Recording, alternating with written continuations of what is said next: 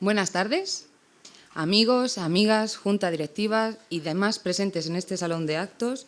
Sean bienvenidos y bienvenidas a la octava conferencia de nuestro ciclo. El pasado 2 de mayo de 2019 se cumplieron 500 años de la muerte de Leonardo da Vinci, tradicionalmente conocido por ser el autor de algunas de las pinturas más famosas de la historia del arte, como la Gioconda, la Última Cena, la Virgen de las Rocas o la Virgen del Clavel. Lo cierto es que no pintó más de 20 cuadros antes de su muerte. Y pese a que Da Vinci marcó las páginas de los libros de historia del arte con sus obras pictóricas, también destacó en otras numerosas disciplinas como la anatomía, la arquitectura, la paleontología, la botánica, la ciencia, la escultura, la filosofía, la ingeniería, la música, la poesía y el urbanismo, entre otras. Es por eso que, debido a su polimatía, es injusto etiquetar a Da Vinci únicamente como pintor, pues sus talentos como inventor superaron los límites del arte. De hecho, el renacentista marcó las pautas de algunos de los dispositivos y sistemas tecnológicos que se siguen utilizando a día de hoy. Ejemplo de ello son el paracaídas, el helicóptero y el tanque. Hasta creó el primer robot humanoide con forma de caballero que, hecho de madera, cuero y bronce, podía sentarse, saludar con la mano y abrir la mandíbula. Un diseño que la propia NASA usó para crear su primer robot humanoide a bordo de su estación espacial. Por ese motivo, hemos traído hasta aquí a don Diego Quirós, el divulgador de historia e historia del arte que conmemorará el 50º aniversario de la muerte de Leonardo da Vinci, realizando un estudio de su vida y su trayectoria artística, también destacando algunas de las obras más ejemplares y mencionando algunas de las obras más desconocidas del polímata renacentista, y así dar algunas pinceladas de su faceta científica e ingenieril. Pero antes de comenzar con la conferencia de hoy, me gustaría agradecer a nuestra Junta Directiva el gran trabajo social y cultural que hacen por nuestra ciudad. Y ahora sí, recibamos con un fuerte aplauso a don Diego Quirós y a su conferencia 500 años de la muerte de Leonardo da Vinci. ¿Se me oye? Es que estoy con esto de operadora de Cofidis y no me acabo yo de hacer. Bueno, lo han presentado muy bien, es el 500 aniversario de la muerte de Leonardo da Vinci y voy a intentar hacer una semblanza de su figura. No es fácil, decir en una hora habla de Leonardo da Vinci, ahí va eso, pues es bastante complicado. Entonces vamos a intentar sintetizarlo y yo me voy a centrar en una cosa, me voy a centrar sobre todo en la relación que hay entre el arte y la ciencia, cómo el arte influye en la ciencia y cómo la ciencia influye en el arte. Y ese va a ser el eje que vamos a seguir. Vamos a hacer un recorrido cronológico desde su juventud hasta su muerte y vamos a ver pues muchas cosas, porque no solo analizaremos las obras más importantes, sino que también veremos las vicisitudes que le rodean. Este es más o menos el sumario que vamos a llevar a cabo. Y bueno, ahí lo veis todo. Prácticamente, pues en esto se condensa todo lo que vamos a desarrollar. Primero, es un genio todoterreno. Lo ha dicho muy bien, es verdad, que hace a todo. Es un señor que realmente, como se dice castizamente, toca todos los palos. Y toca todos los palos que, si yo tuviera que hacer una lista de a qué se dedicó Leonardo da Vinci, aparte de lo obvio, pues encontramos cosas tan variopintas como, bueno, que se dedicaba realmente, pues ahí veis, todo su catálogo. Era músico, era poeta, era cocinero, tuvo una tasca a medias con Botticelli, ¿quién lo iba a decir? Estos personajes tan serios y hacían cocina experimental. Le salió regular porque les quemaron la taberna, o sea que muy bien, tampoco tendría que ir la cosa, ¿no? Bien, ingeniero mecánico, estudioso de la anatomía, músico, óptico, cocinero, urbanista, ingeniero militar, empresario teatral, ¿quién le iba a decir que iba a ser un hombre de la farándula, Pues fue eso y durante bastante tiempo además. Cartógrafo, bueno. Y si tuviéramos que hacer una breve semblanza como primer paso para conocer a Leonardo da Vinci y cómo es su carácter, lo primero que deberíamos saber es que tiene una curiosidad increíble, una curiosidad insaciable e insatisfecha. Prácticamente toda su vida la dedica a investigar, a encontrar nuevos caminos y sobre todo encontrar el porqué de casi todas las cosas, lo cual le convierte en un hombre de una gran modernidad. Ese porqué de todas las cosas abarca todas las facetas. Se pregunta desde por qué el cielo es azul, cosas que más de una vez nos habremos preguntado, hasta por qué existen las montañas, por qué los fósiles, cómo funciona el agua, el aire, cómo vuelan las aves, es decir, absolutamente todos los campos. Además de ser un hombre tremendamente curioso, es un hombre que no se conforma con una explicación sencilla. Si no está totalmente conforme, porque él es escrupuloso de carácter, no está contento. Y hasta que no esté contento, va a seguir dándole vueltas a las cosas. Tanto es así que en algunos aspectos se tira 10, 20 años investigando sobre lo mismo, para llegar a una conclusión más o menos satisfactoria o para no llegar a ninguna. Bien, otra cosa es que para él la ciencia... Para él es fundamental porque es la base del arte. Él se preocupa mucho de cómo vemos las cosas, cómo las percibimos, y eso le lleva a investigar, por ejemplo, cómo funciona el ojo humano, o, por ejemplo, cómo es el cuerpo humano por dentro. Hace disecciones, y bueno, eso lo veremos ya con un poquito más de detalle. De todas maneras, es un hombre muy, muy meticuloso. Tanto es así que algunas obras no las llega a acabar nunca. Y han dicho antes, dice, hizo entre 16 y 20 obras. Es verdad. Pero esas 16 o 20 obras les costó la vida. Les costaba tanto que realmente la mitad de ellas aproximadamente se las dejó sin terminar, por incapacidad. No por incapacidad de que él no fuera capaz, sino que era tan perfeccionista que la obra le abordaba. A la Gioconda, ahí donde la veis, pues tienen algunas partes hasta 30 capas distintas de pintura. ¿Por qué? Porque no se encontraba satisfecho hasta que no llegaba al final. Esa forma de trabajar tan despacio también le pasa factura. Y esto le va a pesar también como una losa en algún momento.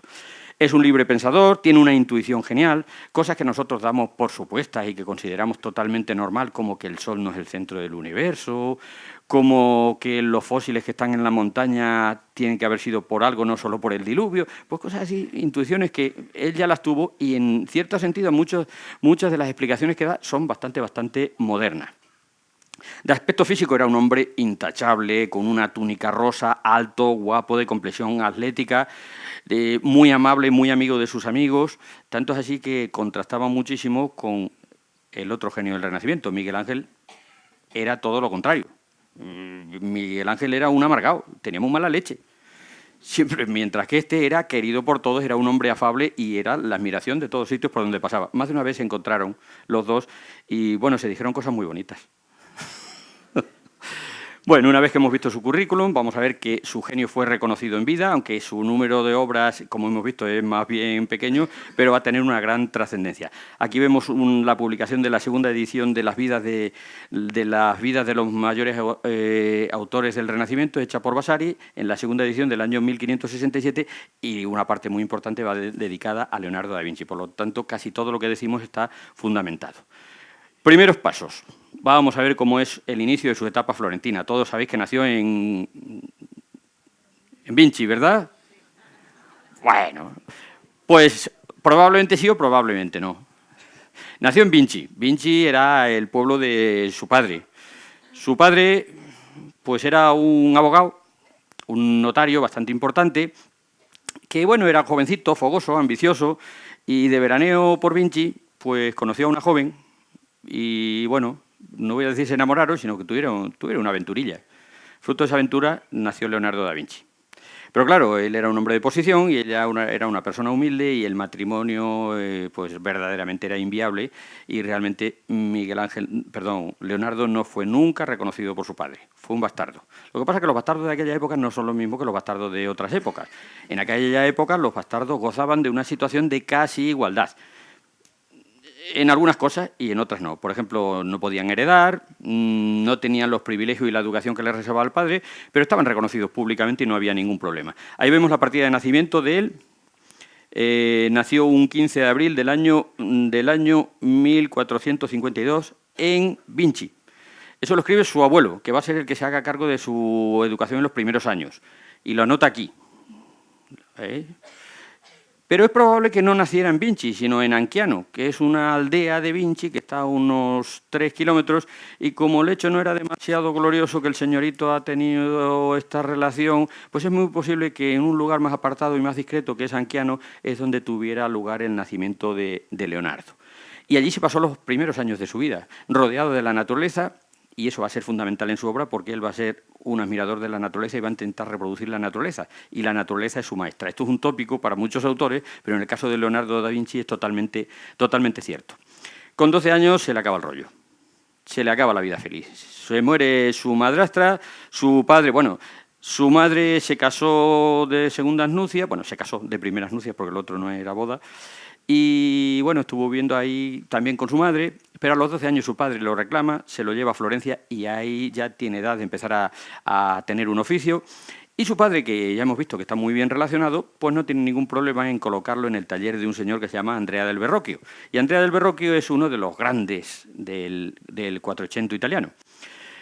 Estamos viendo un grabado de Florencia. Florencia, una ciudad verdaderamente sorprendente, era la cuna del Quattrocento, era una ciudad muy rica, vivían en aquella época unas 40.000 personas aproximadamente, y aproximadamente había un 30% de personas que sabían leer y escribir. Diréis vosotros, madre mía, qué burros, ¿no? Bueno, eso era sorprendente, era la cifra de alfabetismo más grandes de Europa, era probablemente la ciudad más culta. Diréis, ¿cómo serán las otras? Efectivamente, y además había gente muy rica, muy adinerada, había 100 familias muy ricas, 5.000 familias más o menos, perdón, 5.000 personas más o menos de nivel clase media alta, que era un lugar donde había un mercado de arte bastante interesante. La prosperidad de Florencia se basaba sobre todo en la lana, en los textiles y también en menor medida en la seda. Ahí veis a Florencia. Y aquí tenemos a Andrea del Verrocchio. Bueno, es su escultura más famosa, el David. Todos conocemos el David de Miguel Ángel, este es un poquito anterior. Y bueno, está realizado en el taller cuando está Leonardo con él. Y hay quien dice que es muy posible que este señor fuera Leonardo de joven. Es muy posible. ¿Por qué? Por los semblantes, hay estudios del rostro, de las distintas etapas de Leonardo y se comparan y es muy posible que fuera él. Y sobre todo una característica, el pelo así en caracoladas, eso en espirales, en tirabuzones, eso era muy frecuente en Leonardo a lo largo de toda su vida hasta que ya cuando se queda viejo, pues lógicamente eso se ve bastante menos. Pues es muy posible que fuera el modelo. Era joven y guapo. Y bueno, ¿qué le aportó Verrocchio? Le aportó una formación y le aportó muchísimas cosas. Le aportó sobre todo confianza en sí mismo, le enseñó la geometría, le enseñó anatomía, le enseñó a trabajar el temple. Leonardo se va a decantar sobre todo por el óleo. No le enseñó a trabajar el fresco, porque él no lo trabajaba, y le enseñó también a dejarlo en las obras a medias y Leonardo lo va a aprender también. Como veis, se aprende lo bueno y lo malo.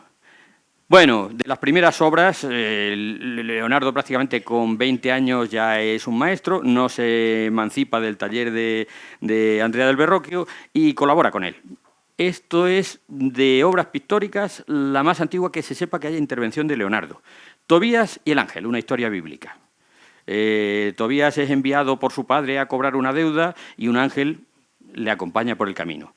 Aquí estamos viendo una versión de Pollaiolo.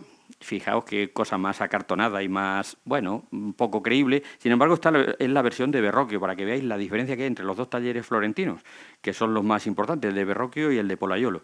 Y en esta obra encontramos la mano de Leonardo. ¿En qué? En este pez y en el perro. Verrocchio no era bueno pintando naturaleza, ni pintando animales. Y Leonardo le encantaba porque se había creado en la naturaleza y la naturaleza era lo más importante para él. Y fijaos con qué detalle representa el pez. O representa el perro. ¿Vale? Bueno, pues esa es la primera intervención que se tiene de Leonardo. Un segundo cuadro también de esta época, aquí vemos, también es el bautismo de Cristo, es también de Andrea del Verrocchio, y aquí le dice a Andrea, oye, Leo, échame una mano que tengo que acabar este cuadro, que a mí tengo que hacer otras cosas. Dice, encárgate tú del ángel. Y aquí veis, este ángel lo pintó Leonardo. Está girado y tiene un sombreado que no tiene por ningún lado Verrocchio. Entonces le dejó con la obra y no solo hizo el ángel, sino que también hizo algunas partes, como este río que serpentea, que casi no le damos importancia, algunas partes del cuerpo de Jesucristo, sobre todo las piernas, y cuando llegó Verrocchio y vio la obra, dijo, verdaderamente has superado a tu maestro. Cuenta la tradición que ya a partir de entonces Verrocchio no volvió a pintar. Es mentira, tiene más cuadros. ¿Vale? Y el primer retrato conocido es de esta señorita, Ginebra de Vinci, la hija de un rico banquero, emparentado con los Médicis, es una mujer solitaria, infeliz, con un aspecto enfermizo, y Leonardo va a innovar totalmente en el arte del retrato. ¿Sabéis cómo eran los retratos en aquella época hasta entonces? Así, de lado. Se inspiraban en el mundo clásico, en las monedas romanas, Y Leonardo es el primero que pone a la gente derecha y les va girando, les pone para un lado o para otro, pero nunca o casi nunca, salvo una pequeña excepción que veremos, les pone de perfil. Y este retrato está hecho realmente casi, no está totalmente de frente ni totalmente ladeado, está en 3/4. Y aquí vemos una cosa que va a tener mucha importancia, la representación de la naturaleza y el ligero sombreado que aplica. Leonardo va a ser un mago a la hora de representar el volumen y eso lo consigue sombreando la figura. Ningún pintor hasta la época ha conseguido una volumetría tan grande. Además, es un retrato psicológico. 40 años después pintará la Mona Lisa y ya van implícitas en esta obra algunas de las cosas que veremos más tarde en la Mona Lisa. Los ojos son todavía un poco pesados, el pelo está muy bien tratado y de fondo hay un enebro. ¿Habéis visto ese arbusto, el enebro? ¿De dónde sale la ginebra? ¿Algunos os sonará más? Bueno, pues el enebro y ese fruto espinoso es un juego de palabras. Ginebra y enebro, ¿lo veis? Estos detalles son muy de Leonardo da Vinci. Lo curioso de este cuadro es la contraportada. Normalmente vemos un cuadro, pero no se nos ocurre nunca darle la vuelta, entre otras cosas porque te llamaría la atención en el museo, ¿verdad? Pero detrás encontramos este detalle.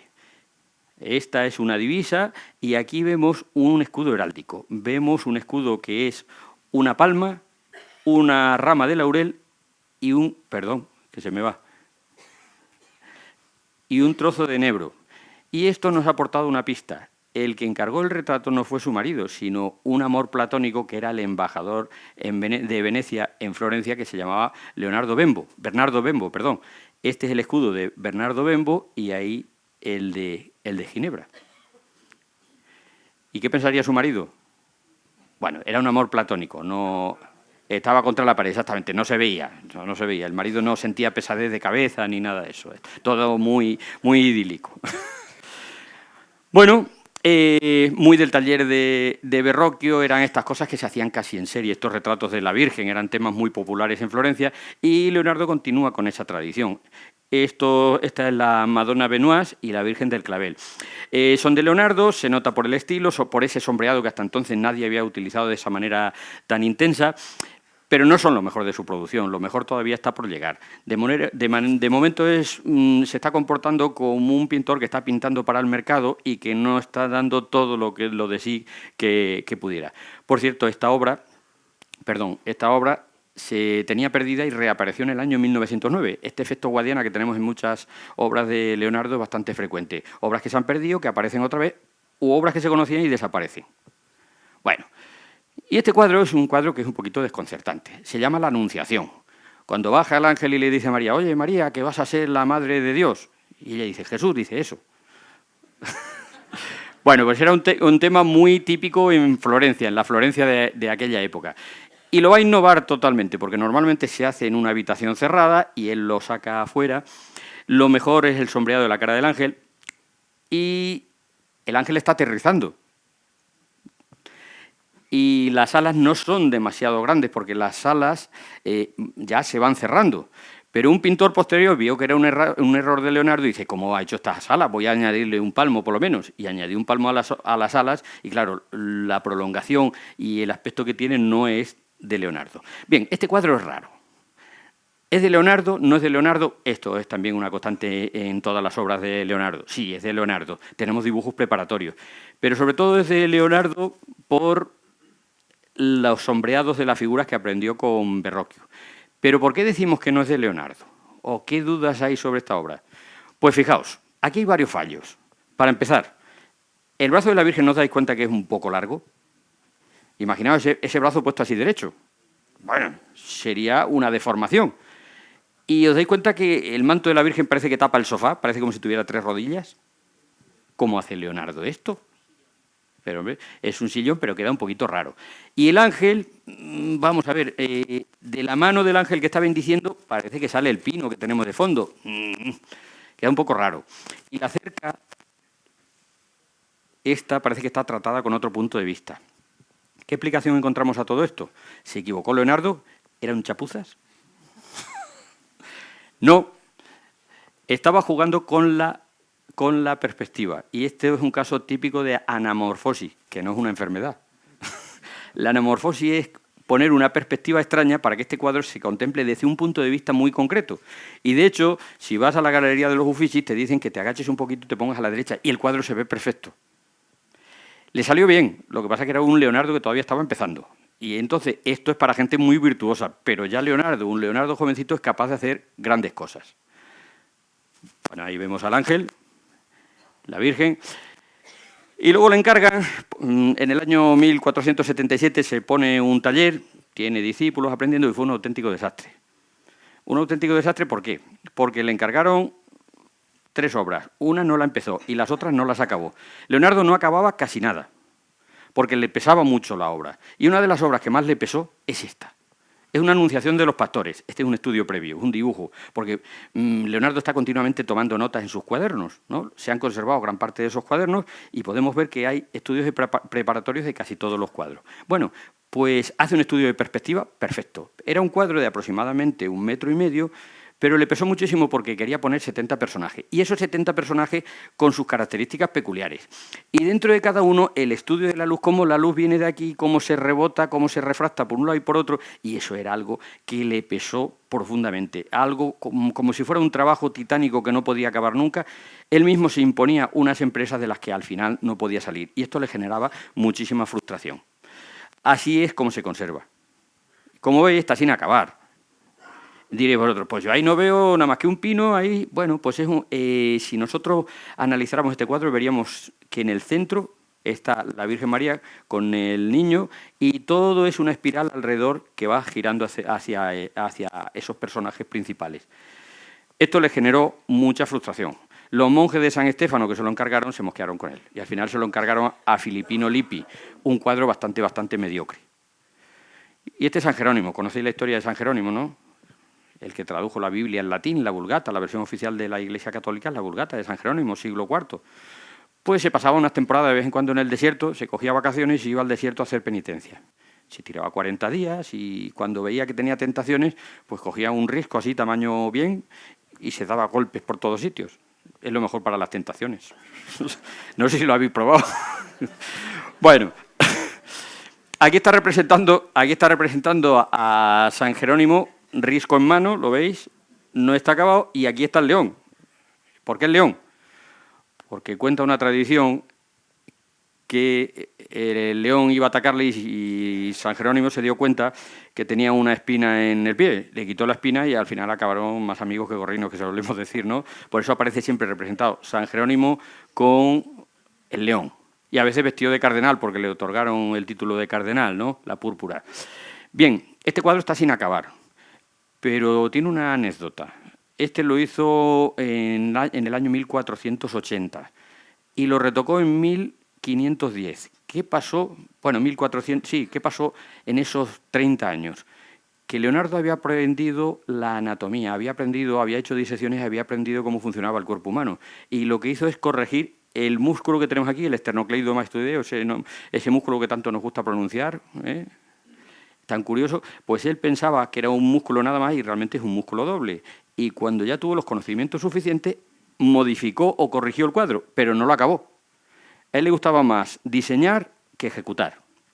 Bien, cuando tiene ya 82 años, en 1482 cambia de aire. La situación en Florencia era insostenible, no tenía muchos clientes, no tenía demasiado prestigio todavía, le habían metido en la cárcel por una acusación anónima de homosexualidad y él pensó que tenía que cambiar de aires. Entonces aprovechó y se fue a Milán. Cogió el billete en la estación de autobús y se fue a Milán. No. Lorenzo de Médicis, el gobernante de Florencia, lo envió, y a él le vino bien el viaje, como un regalo para Ludovico el Moro, que era el gobernante de Milán, el gobernante oficioso de Milán en esos momentos. De alguna manera le estaba diciendo, aquí va este señor. ¿Y qué llevaba Leonardo? Pues llevaba una lira que había diseñado él y que iba a causar sensación. Pues para allá se fue y ya se tiró, bueno, pues 17 años, 17, 18 años. Por cierto, como era un cerebro inquieto, inventó un aparatito, que era un odómetro que medía los pasos, y cuando llegó a Milán dice, mira, 290 kilómetros. Bueno, no utilizaban los kilómetros, pero midió perfectamente la distancia que había entre Florencia y Milán. Va a cambiar de aire y aquí tenemos el Leonardo más polifacético. Esto es Milán, Milán era una ciudad 3 veces más grande que Florencia, tenía unos 124.000 habitantes. Esto es un grabado del siglo XVI, aquí está el castillo de Sforzesco.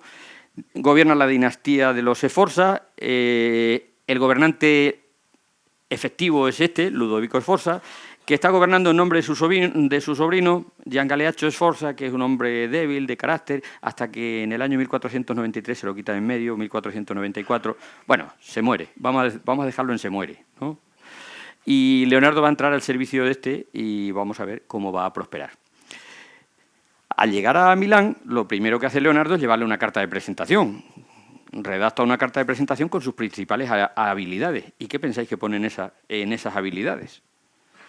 No penséis que pone, soy pintor, escultor. No, soy ingeniero militar. Tela marinera. En ese momento, Leonardo sabía de ingeniería militar lo mismo que yo de física nuclear. O sea, sí, tirando a poco, ¿no? Y si vemos aquí, no nos da tiempo a leerlo, pero vemos todos sus méritos. Y solamente al final dice, así como pinturas, que soy capaz de pintar igual que todo el mundo. Tampoco dijo, he hecho esto, he hecho... No, este no es el típico tío que infla su currículo en la parte de pintura. En la parte de ingeniería sí, era todo mentira, ¿eh? Pues va a trabajar como ingeniero, entre otras cosas. Leonardo ya en Milán coge la costumbre de hacer cuadernos. El papel era carísimo en aquella época, pero él va siempre con un cuaderno aquí en la cintura y va tomando nota de todo. Que ve un rostro que le llama la atención, enseguida lo reproduce. O conforme está pensando en la lista de la compra, dice cómo tiene que ser un eclipse para que la luna y el sol, y dibuja la luna y el sol al lado de la lista de la compra y probablemente también la lista de los Reyes Magos. Es un hombre muy polifacético y sus cuadernos son bastante caóticos. Pero gracias a ello tenemos una fuente de primera mano para conocer cómo era la vida de Leonardo y qué hacía. Él tiene la idea de hacer tratados de casi todos los temas en los que se mete. ¿Sabéis cuántos hizo? Ninguno. No publicó nada, todo se lo dejaba a medios, ¿vale? Bueno, estos cuadernos se van a reorganizar a su muerte y algunos son muy cotizados. Uno que se llama el Código Leicester, que tiene solo 72 páginas, está en manos de un señor que se llama Bill Gates, que no sé si lo conoceréis, que se dedica a esto de los ordenadores, ¿no? Bueno, son muy preciados. Se han conservado aproximadamente unas 7.200 páginas de diarios de Leonardo. Y se calcula que eso solo la cuarta parte. Cuando él murió, los desencuadernaron, los mezclaron, los vendieron, están por todos sitios. En Madrid tenemos 2, otro en la Biblioteca de Milán, en Venecia, en Londres, en París, bueno, hay por todos sitios. Pero es la fuente más importante para conocer a Leonardo. No en lo personal, porque datos íntimos y personales no pone prácticamente nada. Bueno, pues vamos a verlo como ingeniero militar. Ahí lo tenemos. Ahí tenéis un sistema para repeler los ataques en un castillo, para repeler el asalto por la otra parte. Pues ya veis, qué ocurrente. Una barra que sale y tira todas las escalas de los asaltantes hacia atrás. Muchas cosas son originales, pero otras son copiadas o modificadas de otros autores. Por ejemplo, de Robert Bacon o de Valturio, que escriben tratados de técnicas militares, y él coge sus modelos, sus diseños y los modifica. Pero diréis vosotros, ¿y qué pinta Leonardo con esto? Pues es su pasión. Y allá donde va dice, yo soy ingeniero militar. Dice, ¿por qué universidad? Bueno, fijaos algunos de esos diseños. Esto que veis aquí es un carro de combate, un tanque. Dice, bueno, pues parece un exprimidor, ¿no? Esto es por dentro, pero fijaos, él le apasiona el movimiento, los engranajes. Serían 4 ruedas que irían girándose y habría cañones prácticamente en todas las direcciones. ¿Cómo se movía esto? No sé si lo detalló. Porque esto, para que fuera efectivo, se tenía que mover exclusivamente pues, o con bueyes o con hombres, con lo cual no sería del todo efectivo. Muchas de estas obras están a caballo entre la imaginación y la fantasía y la realidad. De todas estas cosas que diseñó como ingeniero militar, prácticamente no se llevó a la práctica ninguna. Solamente una cosa. Un sistema para que los mosquetes, que eran las escopetas esas de pólvora, tuvieran que encenderse de manera casi automática y no tener que estar ahí haciendo lumbre. Fijaos esta ballesta de dimensiones enormes. ¿Esto era práctico? pues tenía diseñado que con una serie de engranajes y palancas esto se cargaría y dispararía proyectiles increíbles. Esto era más para asustar que para otra cosa, porque muy efectivo no es. Pero lo curioso de este diseño es que utiliza ya madera machembrada y la madera laminada, que es una técnica del siglo XX, y la está utilizando ya Leonardo da Vinci a finales del siglo XV. Bueno, pero estos son diseños. ¿Él de qué va a trabajar realmente en Milán? De empresario teatral. Diréis vosotros, vamos a ver. Y eso le encanta. ¿Y le encanta por qué? ¿Porque le gusta el teatro? Sí. Pero le gusta también todo lo que tiene que ver con la escenografía. Poleas, escenarios que tienen una perspectiva distorsionada para que se pueda ver una parte, ángeles o personajes que vuelan y aterrizan, todas esas cosas estimulan su imaginación. Y digamos que el hacer todos estos diseños teatrales es una manera de mezclar todas sus pasiones, la pintura, el diseño, la ingeniería. Es el terreno donde confluye prácticamente todas esas cosas. Y además, de empresario teatral es un organizador de eventos. Él llevó a cabo la boda de Gian Galeazzo Sforza, de Ludovico el Moro, y organiza unos bodorrios increíbles. Cuando fue coronado como duque Ludovico, pues hizo un desfile con caballos vestidos de oro, con serpientes, que era el emblema, el heráldico de Ludovico, y era algo verdaderamente espectacular. Se le daba muy bien. Todo esto estimulaba su imaginación y además le daba bastante dinero. Esta es la boda de Ludovico el Moro, ¿veis qué serio está ese señor?, con Beatriz d'Este. La pobre muchacha duró muy poco. Y bueno, siguiendo con la ingeniería, esto suena de algo, ¿no? ¿Lo habéis visto alguna vez, no? Este es el hombre de Vitruvio. Pues en esos momentos se estaba acabando la catedral, bueno, acabando la estructura de la catedral de Milán. La fachada no se acabaría hasta el siglo XIX y principio del siglo XX, pero se está acabando el cimborrio, la torre esa central en el cruce de las dos naves más importantes. Y entonces allí confluyen una serie de artistas y empiezan a diseñar cómo sería posible esa torre. Leonardo participa, pero no, él va a su bola, no acepta ninguna de las reglas que pide la comisión para diseñar ese proyecto, pero en esta época él es un apasionado y ferviente estudioso de Vitruvio. ¿Y quién fue este tal Vitruvio? Pues fue un arquitecto romano que nació en el año 80 a.C. y que ha pasado a la historia por ser el único tratado de arquitectura de la antigüedad que se ha conservado. Y esto sembró furor en los hombres del Renacimiento. Todo el Renacimiento se impulsó precisamente gracias a este hombre. Brunelleschi, Alberti, que fueron antecesores de Leonardo da Vinci, bebieron de este hombre. Y este hombre se conoce por un aventurero que encontró un manuscrito en una biblioteca de Suiza y ahora se tradujo al italiano. Y pensad que desde el año 1452 existe la imprenta, entonces se extendió su idea por todos sitios. Entonces este hombre tenía dos ideas básicas, este Marco Vitruvio. Venía a decir que algo así como el microcosmos, el hombre tiene que estar en relación con el macrocosmos, que es el mundo, el universo, y tiene que haber una relación, y que cualquier edificio debe estar hecho a escala humana. Y esto es muy importante porque esto verdaderamente le sorprende muchísimo a Leonardo. Entonces el libro este no tenía ni una sola ilustración, diréis vosotros, qué aburrido, ¿no? Y lo que hizo Leonardo es intentar sintetizar estas ideas en un dibujo y de ahí sale esto. Digamos que es un estudio de las proporciones del cuerpo humano. Y está utilizando el cuadrado representa el hombre y el círculo representa el universo y también a Dios. Entonces, la manera de casar el cuadrado con el círculo y de ahí derivar todas las proporciones en arquitectura. ¿Lo veis? Y una cosa curiosa es que es un cuadrado, el centro del cuadrado son los genitales, pero el del círculo, el centro es el ombligo. El cuerpo humano es perfecto. Igual que una persona alta tiene las manos largas, por ejemplo yo, mirad. Una persona baja las tiene más pequeñas, pues de ahí se derivan todas las proporciones humanas. En un edificio, el tamaño de una moldura debe estar en relación con el volumen total de todo el edificio, de toda la iglesia. Ese principio básico y normal está sacado de aquí de Vitruvio y esto alucina a los arquitectos del Renacimiento. Y el único que realmente hace una plasmación gráfica de todo esto es Leonardo da Vinci, con esta obra.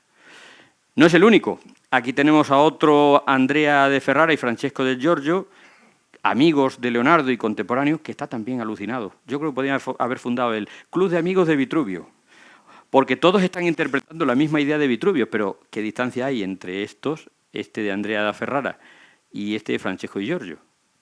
Por cierto, este Francesco di Giorgio era el alma gemela de Leonardo. Era arquitecto, escultor, pintor, ingeniero militar, cálculo de estructura, ingeniero hidráulico. Iba siempre con unos cuadernitos apuntando cosas.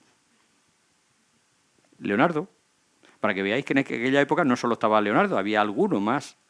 Lo que pasa es que no todo era tan parecido. Seguimos con interpretaciones de Francesco di Giorgio, lo mismo, aquí el cuerpo humano para de aquí derivar una fachada. Pero con diferencia, el más perfecto es este. Y como anécdota os diré que hay una serie de historiadores que están muy convencidos que realmente se trata de un autorretrato del propio Leonardo. Leonardo en aquella época tenía 38 años y este cuerpo, y su cuerpo era así, era un cuerpo perfecto, muy atlético. Creen que es Leonardo. Está hecho con bastante cuidado, no es fruto de la improvisación como los otros, está mirando hacia nosotros y realmente se representa a Leonardo, pero quiere representar al hombre en general, al género humano. Bueno, en la carta de presentación a Ludovico le había dicho, oye, y quiero hacer también un caballo de bronce para tu padre. Su padre había muerto, había sido el fundador de la dinastía, y Ludovico el Moro le pareció interesante porque era una manera de legitimar su dinastía. Vale, dice, cuando llegue al momento, dice, vale, Leonardo, ponte con lo del caballo. Dice, vale, me hacen falta 75 toneladas de bronce. Bueno, estatuas ecuestres en el Renacimiento se conocen varias. La más famosa es la de Donatello, el Gatamelata de Padua, y el Condottiero Coleoni, que es obra de Andrea del Verrocchio, el maestro de Leonardo. Todas esas miden unos 4 metros de altura. Leonardo, pensando que antes muerta que sencilla, dice, yo voy a hacer una más grande, de 7 metros. Pues ala, se pone manos a la obra. ¿Era sencillo esto? No. Hacer una escultura en bronce es tremendamente costoso. Fundir el bronce, hacer el molde, echar la cera perdida, echar las proporciones exactas es muy, muy difícil. Esto solamente era para talleres muy, muy especializados. Y en esas dimensiones que pretendía Leonardo era prácticamente imposible. Pero Leonardo no se amilanó y siguió adelante. Y bueno, llegó un momento que tenía diseñado todo, dónde iban a estar los hornos para fundir el bronce, el corsé que llevaría la moldura para que no se abriera al verter el bronce, pero no lo acabó. Esta vez no fue por culpa suya. Fue por culpa que los franceses amenazaban Milán y el bronce que estaba destinado a la estatua se destinó a hacer cañones. No se llegó a hacer, se hizo solamente el molde en arcilla, que causó sensación en Milán. Cuando los franceses entraron en Milán hicieron prácticas de tiro con el caballo y yo creo que no le gustó a Leonardo. No le gustó. Y basándose en los planos de Leonardo, hace aproximadamente 2 o 3 años se hizo esta escultura. Esta que veis aquí, Nina Akamu, una escultora japonesa, ha hecho la escultura basándose en los planos de Leonardo. Una obra que no se llegó a hacer en su tiempo se ha hecho ahora. Fijaos las dimensiones. Está lógicamente en el hipódromo de San Siro de Milán, pero ¿veis las dimensiones?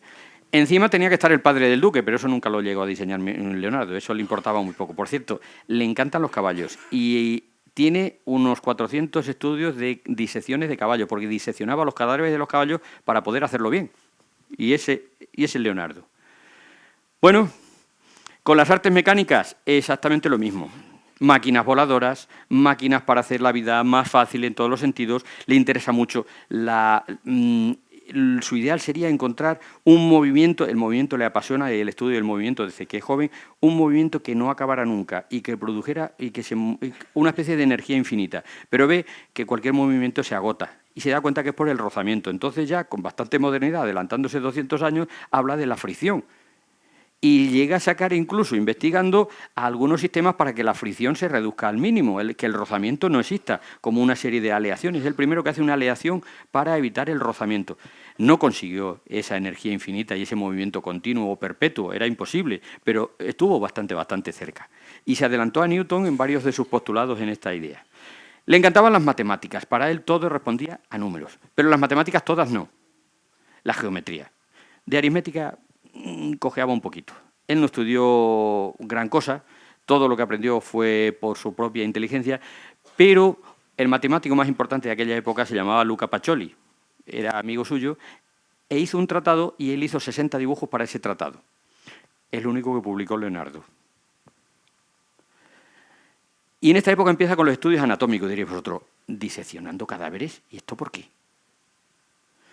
Pues uno de los primeros tratadistas del Renacimiento que escribe tratados, Alberti, decía: si quieres representar el cuerpo humano y el físico perfecto, tienes que saber cómo es por dentro. Tienes que hacer primero el esqueleto, pintarlo, luego los nervios y luego la ropa. Y muchos pintores se ponían a diseccionar cadáveres. ¿Qué pensaba la Iglesia de esto? Regular, depende del sitio. En Milán se hacía la vista gorda, en Florencia también, en Roma no. En Roma a Leonardo casi le echan de Roma por estar diseccionando cadáveres. Es un trabajo muy bonito, ¿no? Y Leonardo llega a tener tal maestría que va a recibir la ayuda y la instrucción de muchos médicos de la época. Una de las cosas que más le extraña cuando llega a Milán es que los que se dedican a diseccionar cadáveres son los médicos. Dice, qué raro, en Florencia somos los artistas. Qué cosas, ¿no? Bueno, igual que la ciencia va a influir en el arte también va a influir en la ciencia. Tenemos a un Leonardo que va a hacer unas representaciones sorprendentes del cuerpo humano. Antes de que exista tardará 50 años en ver a otro personaje que haga dibujos de esta calidad, y no de tanta calidad como la de Leonardo, ¿eh? Fijaos cómo disecciona los músculos, todo, absolutamente todo. Quiere saber cómo funciona todo. El principio era para saber cómo tiene que pintar, pero una vez que se mete en el asunto ya le da igual y ya lo que quiere es aprender, aprender y aprender, absorber todo, aunque no tenga ya nada que ver con el arte. Y a volar también. Le encanta y le obsesiona el vuelo de los pájaros desde muy pequeño. Intenta conseguir volar. ¿Lo consiguió? Pues se hubiera hecho más famoso todavía, ¿no? No lo consiguió. Pero tiene hecho 500 dibujos y más de 35.000 palabras sobre técnicas de vuelo. Y es el primer hombre que se da cuenta de que volar no es lo mismo que navegar. El agua no se puede condensar, pero un ave, para volar, él tiene una gran capacidad de observación y captó cómo cada animal vuela, cada ave vuela de una manera y cómo los pájaros grandes mueven con mucha insistencia a las aves para condensar el aire para que se produzca un equilibrio y poder moverse. Eso no se va a lograr hasta unos 150 años después. Y significa un conocimiento sobre la mecánica de fluidos verdaderamente sorprendente. Aquí veis una de las muchas máquinas que diseñó, ninguna se llevó a la práctica, pero aquí se mete un personaje y aquí un brazo y aquí otro brazo. Se tuvo que pegar muchos coscorrones. No lo consiguió, pero hace cosa de unos 5 años en una cadena británica se llevó a la práctica un invento de Leonardo, una especie de planeador, y se demostró que volaba. Leonardo no lo llegó a ver, ¿eh? Bueno, hasta ahora lo hemos visto en Milán y no lo hemos visto coger el pincel, ¿verdad? Lo vemos desganado. Desganado en cierto sentido porque que viene de Florencia, le ha pesado esa impotencia de ser incapaz de acabar las obras. Un biógrafo suyo de 1580 que se llama Lonazzo decía: Leonardo veía defectos donde otros solo veían cosas sublimes. Es decir, era tan perfeccionista que era imposible llegar a acabar las cosas. Bueno, pues le encargan un cuadro. Él está viviendo con una familia de pintores que se llaman los Predi, Ambrogio, Cristóforo y Evangelista, y uno de ellos, Cristóforo, era sordomudo. Y esto influyó mucho en Leonardo. Diréis vosotros, ¿hablaba mucho con el sordomudo? No, pero aprendió el lenguaje de los signos, y eso va a ser básico luego en las representaciones, porque todas las obras de Leonardo, todas las pinturas son muy gestuales. Y lo va a aprender precisamente por el lenguaje de los signos. Aquí tenemos la Virgen de las Rocas. Se la encargan una cofradía de franciscanos de la Inmaculada Concepción y le dicen en la carta, en el contrato: pinta una obra en la que aparezca la Virgen con ángeles, la Virgen irá vestida de tal manera y llevará un fajín de color en óleo, de color tal, no sé qué, no sé cuántos profetas. No se parecen nada lo que él pintó. Hizo lo que le dio la gana totalmente. Se parecía en lo que le habían pedido. Lo que hizo él, lo mismo que un huevo y una castaña. Nada, se arrancó con esto. Una obra sublime. La Virgen de las Rocas. ¿Qué es la Virgen de las Rocas? Bueno, pues cuentan los evangelios apócrifos que cuando Herodes dice que me voy a cargar a todos los niños, a San José le aparece un ángel en sueño y dice: San José, a las maletas. Entonces San José se va a Egipto con el niño Jesús y cuentan los evangelios apócrifos, que no los 4 evangelistas, que se encontraron en una cueva con San Juan. Y aquí vemos el encuentro entre el niño Jesús, la Virgen María, San Juan y un ángel. ¿Era esto lo que le habían pedido? No. Pero él va a su bola, es sublime, lo que hace es verdaderamente sorprendente. Conocemos dos versiones de este cuadro de Leonardo. Lo normal es que conozcamos, de su puño, lo normal es que conozcamos a veces hasta 20, porque como trabaja en un taller, todos sus discípulos copian y hacen obras del maestro, ¿no? Aquí conocemos dos versiones testificadas que son de Leonardo. Esta está en el Louvre. Y vemos a la Virgen María con la mano encima de San Juan y a un ángel que está encima del Niño Jesús, diremos vosotros. ¿Y esto qué es? ¿No era la Inmaculada la protagonista según lo habían encargado estos señores? Pues la Virgen aparece casi en un segundo plano. Fijaos la composición piramidal, todo se inscribe en un triángulo muy equilibrado, pero hay cosas raras. No gustó. No gustó. Él dice que se ha gastado una cantidad tremenda de dinero y a la hora de cobrar le dice, no te damos tanto. Y entonces dice, pues lo vendo. Y luego se reconcilió con ellos e hizo otra segunda obra que esta ya es bastante más sencilla. Perdón. Bastante más sencilla, pero es lo mismo. Esto es como el juego de las diferencias. ¿Qué diferencias veis? Ahora veremos, aparte del color hay muchas diferencias. Bueno, aquí vemos, esto es el cuadro de Sublime, la técnica que utiliza siempre pinta al óleo y siempre pinta sobre tabla, salvo cuando pinte la Última Cena. Pinta sobre tabla y a la tabla se le da una imprimación de yeso, porque no se pinta directamente sobre la madera, no es un soporte idóneo, ¿no? Y se le da un manto, una capa blanca, y sobre esa imprimación ya es cuando se pinta, ¿no? Bueno, pues aquí consigue bastante luminosidad. Es tan meticuloso que tiene hasta 20 capas de óleo, es decir, pintaba capas muy finas, muy lento, se secaba, pintaba otra encima y así sucesivamente. De esa manera podía lograr con el óleo transparencia y algunos efectos de luz sorprendentes. Este cuadro está analizado por geólogos y dicen que el cuadro es perfecto desde el punto de vista geológico. ¿Por qué? Porque representa muy bien cómo es la roca sedimentaria y cómo son las dioritas que aparecen aquí y aquí. Y los botánicos también han investigado cómo es la flora y dicen que es sorprendente los conocimientos que tenía Leonardo, que no está copiado del natural, pero las flores que aparecen son flores que se darían siempre en la misma época y en el interior de una cueva. Y además elige flores blancas porque aluden a la pureza y la pureza a la Virgen. Fijaos el detalle, fijaos el paisaje. Los paisajes en Leonardo no son de relleno, son sorprendentes. Fijaos la roca con qué precisión está estudiada. Y ahora vamos a la otra. Cuando vuelve, prácticamente casi unos 15 años después, pinta esto que es totalmente distinto. Se parece mucho, pero la diferencia fundamental es que aquí el ángel está señalando, un ángel que mira hacia nosotros, hacia afuera, está señalando a Jesucristo, como diciendo, el importante es él. Perdón, está señalando a San Juan. El cuadro se lee mal. Esto es una especie de cacofonía de sonidos. ¿Por qué? Porque la Virgen está poniendo la mano encima del Niño Jesús y aquí tenemos a San Juan. El ángel está apuntando a San Juan y San Juan está rezando en dirección a Jesucristo y Jesucristo le está devolviendo una bendición. Se lee mal. Esto no resulta claro. En un primer vistazo no lo apreciamos. Entonces Leonardo aquí simplifica bastante. Aquí ya el ángel no señala a ningún sitio y vemos la imagen bastante más simplificada. ¿Qué ha cambiado? Mucho. Ha cambiado el estudio de la luz. Leonardo conoce perfectamente ya cómo es la luz, cómo es la refracción, la reflexión, cómo distintos rayos, cómo según el ángulo pueden incidir de una manera o de otra. Y aquí vemos un estudio bastante más creíble en cuanto a volumetría. Por cierto, lo que veis aquí en línea discontinua es lo que hay debajo. Con la reflectografía, que es una especie de técnica para ver lo que hay debajo, se ha encontrado que Leonardo, el primer dibujo preparatorio que hizo, es este, que no tiene absolutamente nada que ver. Y luego lo tapó y encima pintó esto. Era bastante frecuente que Leonardo cambiara de opinión. ¿Qué os parece la diferencia entre las dos? Esta es más bella tal vez, pero aquí consigue mucha más sensación de volumen por el sombreado. ¿Lo veis? Conoce perfectamente cómo es la luz, por dónde incide, cómo lograr el volumen. Y aquí vemos algunas de sus ideas más importantes en pintura. Conoce las sombras, conoce la luz. Dice que hay más de 300 tipos de sombra y más de 300 tipos de luz. Y cada luz y cada sombra están interrelacionadas. Aquí veis a San Juan Bautista.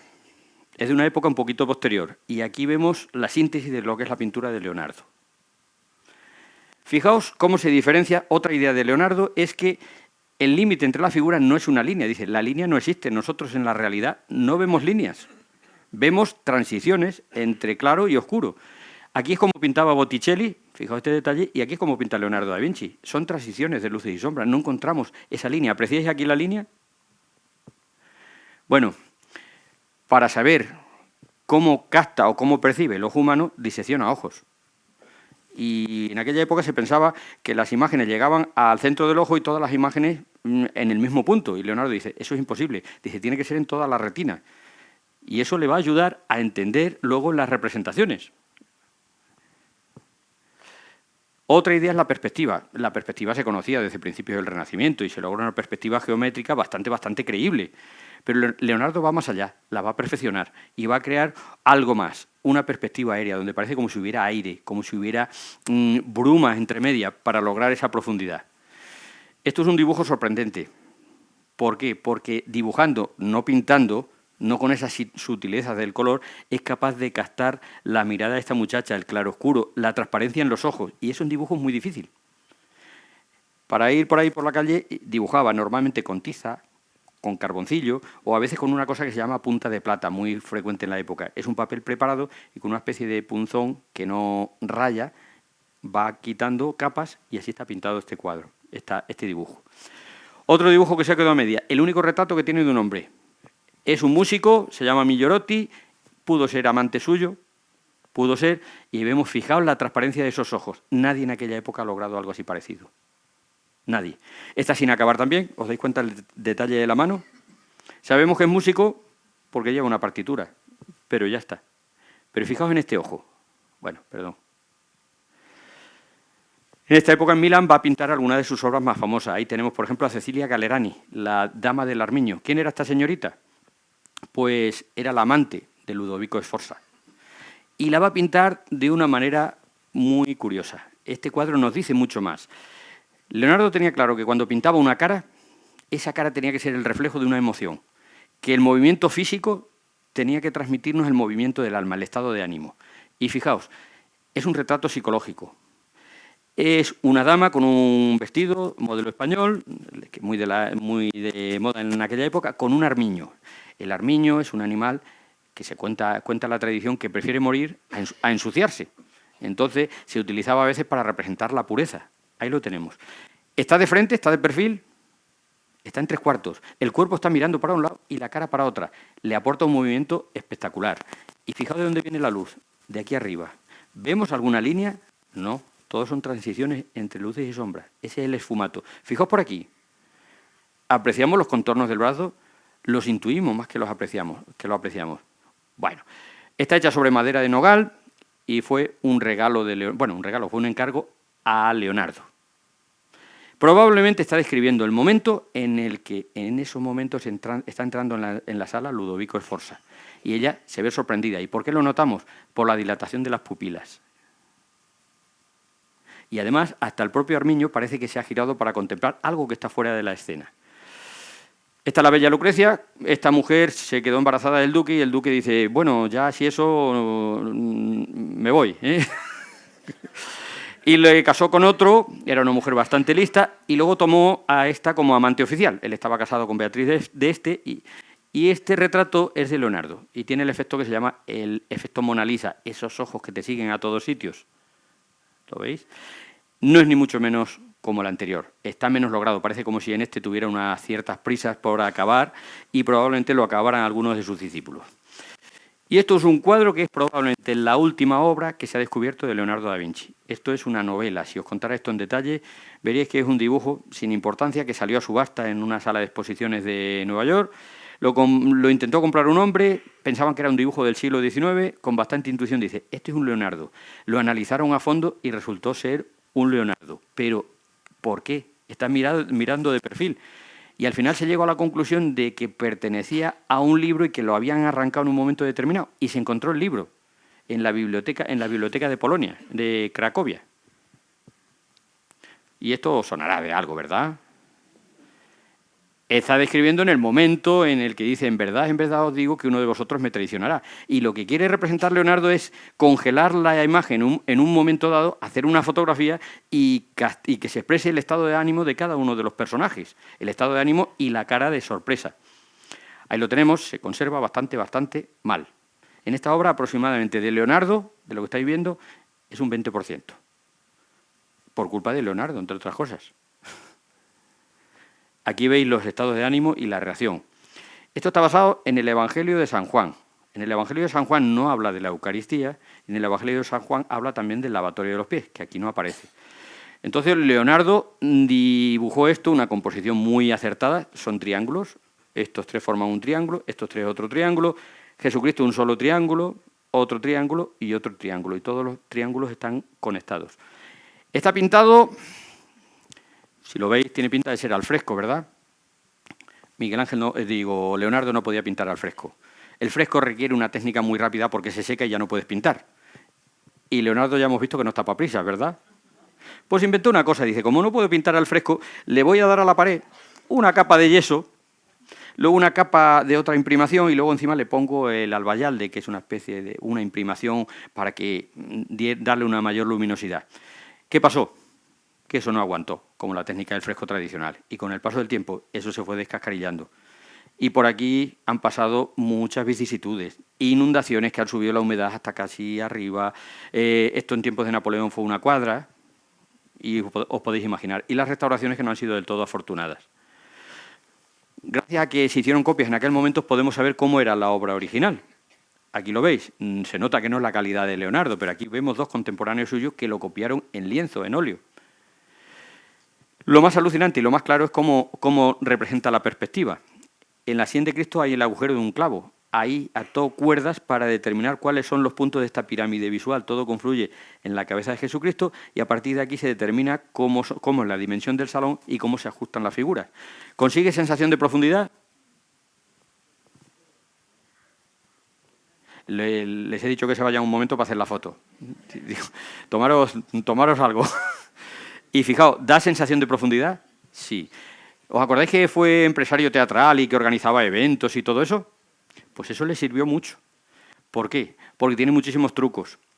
Estas líneas van mucho más rápidas y confluyen más rápidamente de lo que tocaría para lograr esa profundidad. De tal manera que el muro final le queda muy poco espacio. ¿Podían estar verdaderamente aquí todos esos apóstoles? Las posturas son muy forzadas, no caben, fijaos. Están de pie, porque no pueden estar sentados. ¿Y quién es Judas? El único que está en penumbra.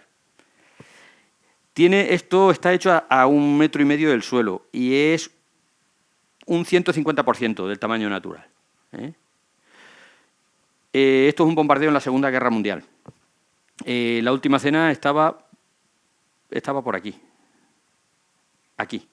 tapada. Se salvó de milagro, porque los frailes decidieron cubrirlo con sacos de tierra, de arena, y gracias a eso se conservó. Si no, imaginaos cómo acabó. ¿Apreciáis lo que es de Leonardo y lo que no? Lo más intenso es lo único que queda de Leonardo. En la última restauración, que fue del 93 al 2000, pensaban que iban a dejar solo lo que era de Leonardo y quitar todos los repintes posteriores, pero se dieron cuenta que era tan poco lo que había de Leonardo que si lo quitaban, se quedaban sin cuadro. Entonces lo que hicieron es dejarlo de Leonardo resaltado y con acuarela y más débil y más clarito poner lo que faltaba. Y por eso vemos, fijaos este rojo, y este rojo, y este rojo, y este azul, pero fijaos todas las manchas que hay aquí. O sea que cuando vayáis a verlo, vais a ver un 20% de Leonardo. Como curiosidad, un estudioso italiano se ha dado cuenta que por la posición de los panes y de las manos sale una partitura. Se han puesto a tocarla y la primera vez que la tocaron dice, esto suena muy mal. Pero Leonardo escribía de derecha a izquierda. Probaron a tocarlo de derecha a izquierda y sonaba perfecto. Todos sus escritos, muchos, la mayoría, están hechos de derecha a izquierda. Dice, es para que no se lo copiaran. Que le eches para que no se lo copiaran. Pones un espejo y lo ves. Es que era zurdo. Y escribir con pluma, siendo zurdo, emborronas todo. Entonces, lo que estaba escribiendo es así, para no emborronar. Era algo frecuente con los zurdos. Este retrato de Isabela d'Este, cuando se va de Milán, pasa por Mantua, cuando los franceses toman Milán, se va a Mantua y hay una señora con bastante poderío, que incluso se puso al mando de sus tropas, dice, Leonardo, hazme un cuadro. Y Leonardo, que no le gustaba que le presionaran, dice, pues te voy a hacer un dibujo. Y cuando hace el dibujo dice, ¿y cuándo vas a hacer el cuadro? Y se tiraron de cartas durante 4 o 5 años y no se tenía noticias de que le hubiera escrito, de que le hubiera pintado el cuadro. Y en el año 2014 aparece esto, en un banco suizo por un grupo de empresarios. Una familia que quería venderlo. ¿Se parecen? Está añadido esta corona y esta palma como si fuera Santa Catalina de Alejandría, pero es el mismo retrato, o sea que al final se ha descubierto que sí llegó a pintarlo. Lo que pasa es que todavía no está autentificado y aproximadamente los estudiosos se dividen en si es de Leonardo o no es de Leonardo. Más temas, va avanzando, la Virgen de los Usos. La Virgen está preocupada. El niño está jugando con un uso que tiene forma de cruz. Es la premonición de la pasión y lo que va a venir. Entonces la Virgen está como diciendo, si no puedo hacer nada, y el niño está como diciendo... Lo más increíble de este cuadro es la gradación del cielo y los distintos matices de luces y sombra que hay a lo largo de todo el cuadro. Y este cuadro es extraño, la Virgen con el niño y Santa Ana. La Virgen está sentada encima de su madre y la madre es prácticamente de la misma edad. Qué curioso, ¿no? El cuadro está bien, tenemos varios testimonios de la época, uno de un fraile que pasaba por allí y ninguno llega a ponerse de acuerdo en la descripción. Tenemos la versión, que es mucho mejor, de este dibujo preparatorio.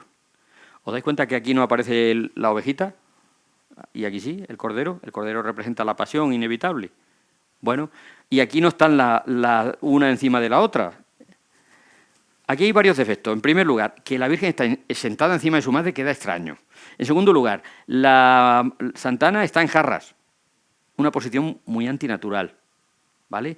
Y el hombro de la Virgen es quizás demasiado grande.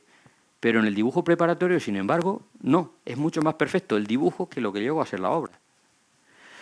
Otro tema mitológico. Hay aproximadamente unos 20 distintos. Leda y el cisne. Pues Zeus, el padre de todos los dioses, un tema mitológico, pues parece que le gustó Leda. Y bueno, pues en vez de bajar con esa apariencia de Dios y decir, hola Leda, ¿vienes mucho por aquí? En vez de decirle eso, se transformó en un cisne precioso y ahí se fue acercando. Y dice, uy, mira qué cisne, mira qué cisne. Y al final de ese cisne nacieron 4 huevos. Cástor y Polus, Helena y Clitemnestra. ¿Suena de algo? Todos estos personajes de la Ilíada. Bueno, pues este Zeus, tenemos varias versiones porque era los ayudantes y discípulos de Leonardo jugaban con sus copias y hacían las mismas modificaciones que él hacía. Y esta obra se había perdido el rastro en el año 1900 y se ha descubierto en el año 2100. Sí, 2100 no, que no hemos llegado. 2011. Vamos a darle margen. Se llama Salvator Mundi, el Salvador del mundo, y es Jesucristo con la mano levantada, con una mano levantada en señal de bendecir, y en la otra tiene un globo de cristal. Y este cuadro es muy de Leonardo. Leonardo, ¿os acordáis que disecciona ojos y se ve perfectamente, sabe cómo se percibe y demás? Fijaos, él se da cuenta en la perspectiva que las cosas que tenemos en un primer plano se ven con muchísima nitidez y las cosas que están en un segundo plano se ven mucho más difuminadas. Pues fijaos, esto está desenfocado. ¿Veis en la cara? Sin embargo, la mano que está más cerca de nosotros la vemos con muchísima más nitidez. Y tiene una esfera de cristal. Y en esta esfera de cristal, Leonardo, que conoce perfectamente la óptica, sabría que se produciría una refracción y se produciría una imagen invertida. Y sin embargo no lo pinta. Esto ha vuelto loco a los especialistas. En la última investigación es de la semana pasada. Una investigación de la Universidad de California ha llegado a la conclusión por estudios informáticos que esta bola realmente está hueca. Por eso no se produce el fenómeno. ¿Lo veis? Con los agujericos y los poros y todo. Y fijaos todo el detalle de la obra. ¿Os dais cuenta lo desenfocado que está? Esto está desenfocado y esto enfocado. ¿Lo apreciáis? Probablemente los de la última fila no del todo, ¿verdad? Estuvo también con César Borgia a su servicio, este personaje cruel, el hermano de Lucrecia Borgia, hijo de Alejandro VI, un pájaro de cuidado, un personaje tremendamente cruel, que por cierto escapó del castillo de Chinchilla. Es un hombre que se hizo a sí mismo, con 15 años fue nombrado cardenal de Pamplona. Y dejó, no le gustaba eso de la Iglesia y se sospecha que mató a su hermano para ponerse al frente de las tropas del Papa, que era lo que le interesaba, ser guerrero. Bueno, pues Leonardo estuvo trabajando con él como ingeniero militar, como siempre. Y este que veis aquí es Maquiavelo, que en esos momentos también era el representante de Florencia, y Maquiavelo en su obra El Príncipe alaba a César Borgia. Eso al principio, cuando empezó a conocerlo y vio sus actos de crueldad, dice, bueno, a lo mejor no tanto. Vuelve a Florencia y en Florencia le encargan que por favor en la sala del Consejo, el Palazzo Vecchio, la sede del gobierno de Florencia, que a ver si en la sala del Consejo, del Gran Consejo, puede pintar un cuadro sobre una batalla en la que vencieron los florentinos a los milaneses. Cosa rara porque normalmente era al revés, ¿no? Y Leonardo dice, uy, es que yo no quiero pintar, si es que os encabezonáis, que yo no quiero pintar. Y lo único que hizo es un gran boceto en papel que se ha perdido, lo que vemos una copia de Rubens del año 1603, sobre la batalla, una lucha de caballos. No podía ser de otra manera porque los caballos le encantan. No llegó a acabarlo. Cayó y le pasó lo mismo que en la Última Cena. En la Última Cena le pasó que llovió, que acabó descascarillándose. Aquí ni eso. Intentó hacer una imprimación para pintar tranquilamente y suavemente sobre la pared y no aguantó. Y además hubo un aguacero que filtró todo el agua de la calle, pasó dentro y acabó de romper todo el papel que tenía puesto, porque las figuras se hacían en papel y luego con punzones se trasladaba a la pared. Pues cuando tenían los papeles puestos en la pared se arruinó todo. Solo se conservaron algunos y gracias a esto a las copias. Con lo cual no se llegó a hacer. Pero lo poco que se hizo se sospecha que está detrás de una pintura que hizo Vasari, un discípulo suyo y biógrafo, en la misma sala. Se supone que Vasari se cree que hizo un muro y detrás está lo poco que se conserva de Leonardo. Qué mala suerte, porque enfrente se lo encargaron a un tal Miguel Ángel, que hiciera lo mismo, otra batallita, y Miguel Ángel dice, sí, yo no quiero pintar, yo soy escultor. Y Miguel Ángel, pues con la excusa de que el Papa Julio II le había llamado para que hiciera su tumba, dice, me voy. Con lo cual, de las dos obras, ninguna. Esta es la versión de Miguel Ángel. A Miguel Ángel le gustaban los desnudos masculinos y a Leonardo le gustaban los caballitos. Pues ahí lo tenemos, cada uno con lo suyo. Vuelve a Milán, sigue diseccionando, trabaja con Marco Antonio de la Torre, que era un anatomista de la Universidad de Pavía, y hace aproximadamente unos 240 dibujos de una perfección increíble. Y vamos a ver todo el sombreado que logra hacer. Además, los músculos, todo lo que disecciona, lo hace desde distintos puntos de vista, desde varias perspectivas. Lo hace que esto ha sido difícilmente superable. Leonardo decía, si queréis aprender anatomía, mirad mis dibujos y no hace falta que hagáis disecciones. Porque tenía un problema con las disecciones. ¿Cuál sería el principal problema? Que el cadáver se descomponía. Le llamaron diciendo, oye, tenemos el cadáver de un hombre que está a punto de morir y que tiene 100 años. Voy para allá. Le dio conversación y ya dice, pero ¿me dejas que luego te abra por dentro? Y dice, sí, hombre, sí, lo que quieras, si yo ya me voy. Y hizo un atlas entero de anatomía, perfecto, y se ha conservado bastante bien. ¿Y sabéis qué parte de la anatomía le gustaba? Los labios. ¿Cómo se mueven los labios? Sobre todo que el labio de abajo es un solo músculo. Y la lengua, porque es el único músculo que tira. Eso le encanta. Con lo cual, cuando veamos la sonrisa de la Gioconda, no es una sonrisa de casualidad. Ha estudiado y ha trabajado cómo se mueven en los cadáveres, cómo se mueven los músculos para lograr sonrisas. Intentó diseccionar todo. Lo que más le costó son los nervios que hay debajo de los labios. Y en el corazón se dio cuenta que la válvula del corazón, por cierto, corrigió a Galeno, que era la autoridad en la época. Ya sabéis que Galeno fue un médico romano, una autoridad del siglo II después de Cristo, y era el no va más, ¿no? Todos decían que lo que decía Galeno iba a misa. Pues él dijo que no, que el centro del sistema sanguíneo no era el hígado, era el corazón, porque las venas salían mucho más gordas del corazón, y le corrigió, y tenía razón. Y además vio cómo se abría la válvula aórtica, y como le gusta el estudio de aguas, dice, esto por las turbulencias de sangre que llega, lo que hace es abrir y cerrar la válvula. Y tenía razón, pero eso se supo bastante tiempo después. ¿Sabían lo que falló? Intentó encontrar dónde estaba el sentido común. Y hoy sabemos que es imposible, que no existe.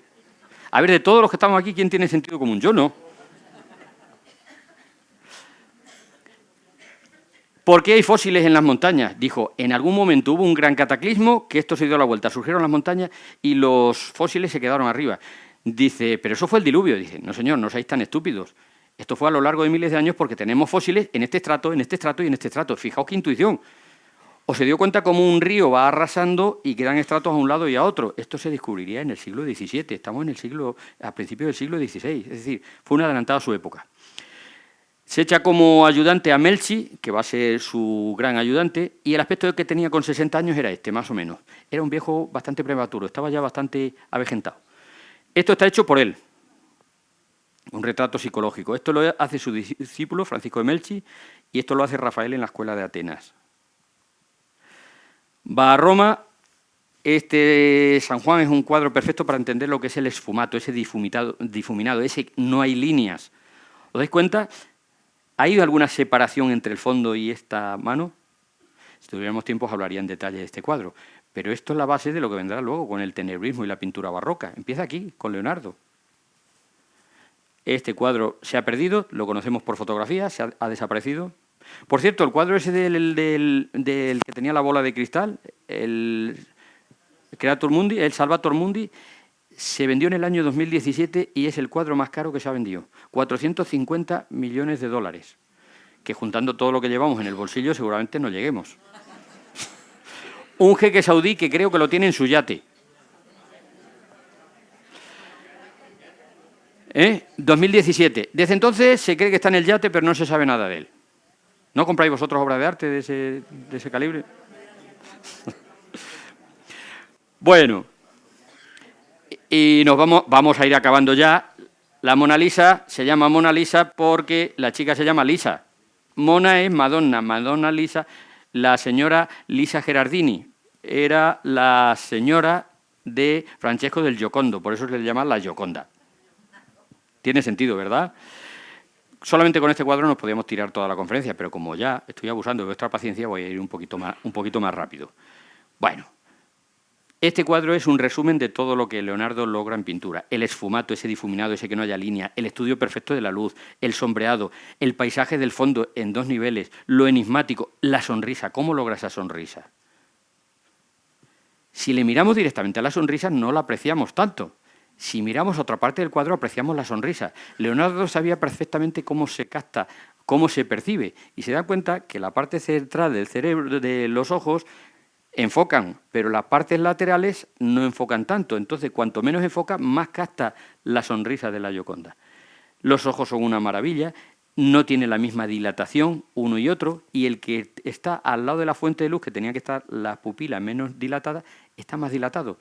Probablemente está sufriendo una emoción fuerte para que también se le dilaten las pupilas. La sonrisa, si miramos directamente, no apreciamos del todo la sonrisa. Pero si miramos en la otra parte del cuadro, sí vemos la sonrisa. Las manos en el cuadro original no era esto. Diréis vosotros, este cuadro está muy machacado, ¿verdad? En la cara hay 500.000 de grietas. 500.000 de grietas. Y si lo restauraran, ¿qué aspecto tendría? Bueno, por cierto, este cuadro se hizo famoso porque en el año 1910 se robó del Museo de París, del Museo del Louvre. ¿A que no sabía a quién le echaron la culpa? A Picasso. ¿Había sido Picasso? No. Pero Picasso ya tenía antecedentes de haber robado algo. Pero el autor del robo fue este señor, un Vincenzo Perugia, un italiano, que lo robó para llevárselo a Italia, que era donde tenía que estar, según él. Y cuando se lo intentó vender al Museo de los Uffizi, le dijeron, pero hombre de Dios, que este cuadro es muy famoso, ¿cómo me traes esto? Lo cazaron y lo llevaron a la policía. Estuvo un año en la cárcel. Esto es lo que hizo famoso a la Gioconda, verdaderamente. Fijaos el paisaje. Está tratado las dos partes del paisaje en dos perspectivas distintas. Y esto que veis aquí es una Gioconda que tenemos en el Museo del Prado, una copia. No es de Leonardo, es de su taller, probablemente desde los discípulos más próximos. Esto tenía este aspecto en el 2009, un fondo negro. Se repintó en el 2012 para una exposición en París sobre Leonardo y apareció este paisaje de fondo tan espectacular. Es el mismo que el de Leonardo, pero sin acabar. Sorprendente. Hay aproximadamente unas 20 Giocondas, pero la mejor, con diferencia, es esta del Museo del Prado.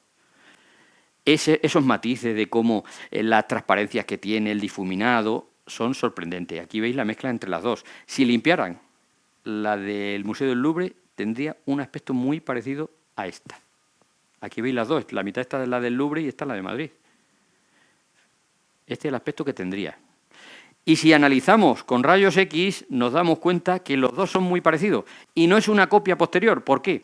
Porque los mismos arrepentimientos, las mismas correcciones que va haciendo Leonardo, las va haciendo el mismo pintor que va pintando la Gioconda de Madrid. No os entretengo más. Hay algunas versiones un poco más distintas. Se ve que la cara no es la misma. Algunos el dibujo lo atribuyen al propio Leonardo.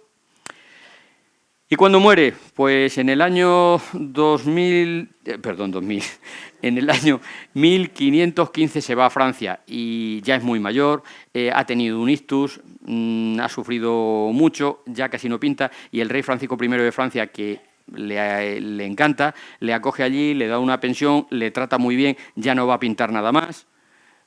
Estos son sus últimos dibujos que hace, remolinos de agua, esto es una obsesión durante toda su vida. Y esto es una recreación del siglo XIX por el pintor Ingres de la muerte de Leonardo. Aquí está el rey Francisco I, pero es una recreación, ni mucho menos. ¿Sabéis qué es lo último que apuntó en sus notas? La sopa se enfría. Y como yo no quiero que se me enfríe la sopa, lo dejo aquí. Yo quería darle las gracias, don Diego, por esta conferencia tan instructiva, amena y me atrevería a decir que incluso divertida. Pero lamentablemente nos hemos quedado sin tiempo para preguntas, así que la señora presidenta me he pasado. también subirá a darle un premio a usted.